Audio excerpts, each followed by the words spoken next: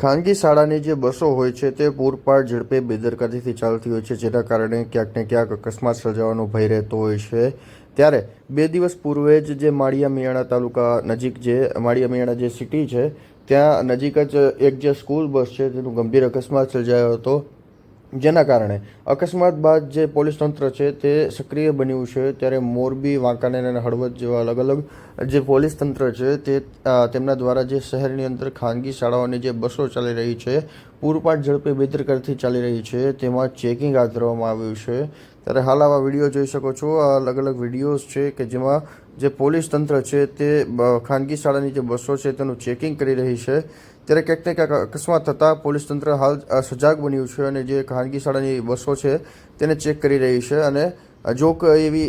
ગતિવિધિ જણાય તો તેના વિરુદ્ધ કાર્યવાહી કરી રહી છે।